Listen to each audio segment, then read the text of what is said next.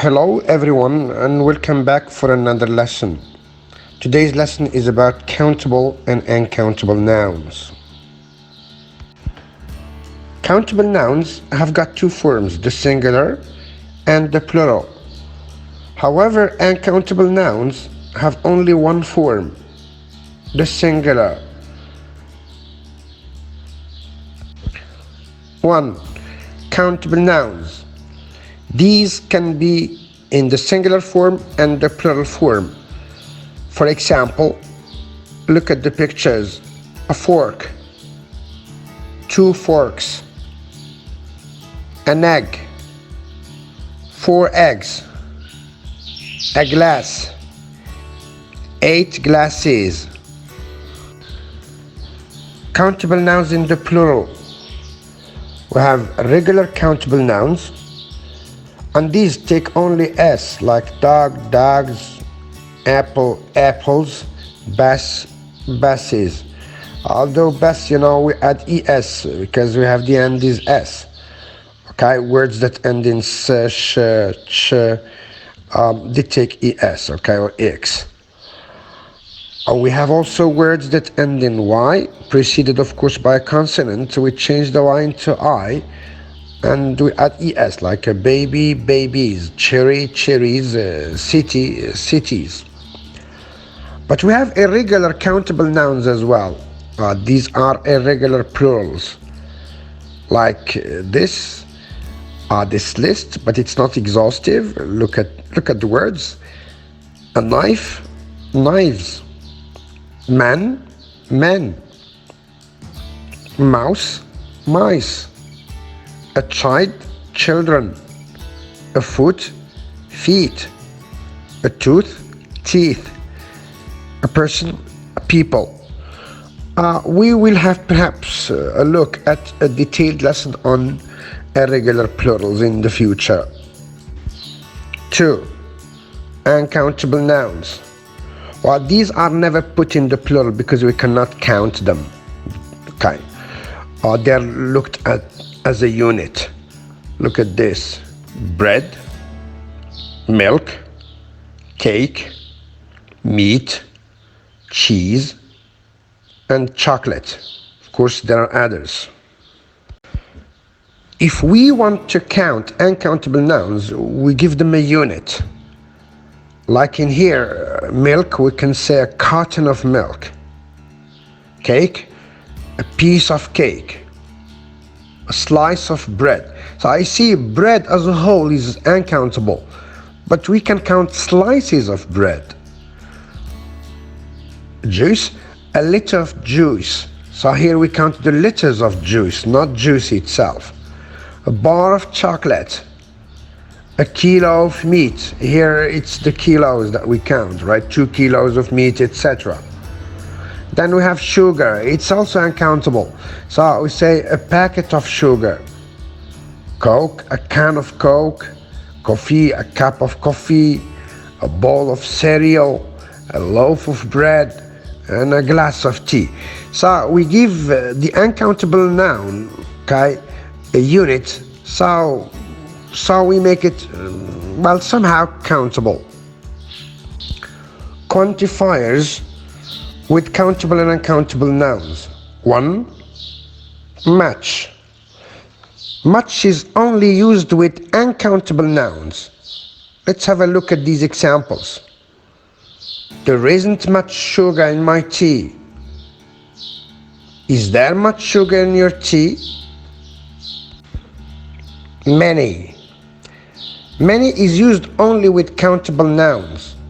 Look at the examples. There aren't many cinemas in our city. Are there many cinemas? A lot of. This one is used with both countable and uncountable nouns. When we're talking about a big quantity, this is for uncountable, or a large number, this is for countable. Look at the examples. There are a lot of apples. Apples, it's countable. There's a lot of snow outside. Now snow is uncountable. A few. A few, it means a small number. like many, which means a huge number or a large number. So a few is used with countable nouns. Look at the example. There are a few cinemas in my city. A little. A little means a small quantity, and so therefore it is used with uncountable nouns. For example, there's a little butter on my bread. Butter is uncountable. Some. Now, some is used with both countable and uncountable nouns, and it means an average number or quantity. For example, there's some children in front of my house. Children is a countable noun. There's some water in the bottle. Water is uncountable. Would you like some more orange juice? Now, orange juice is uncountable.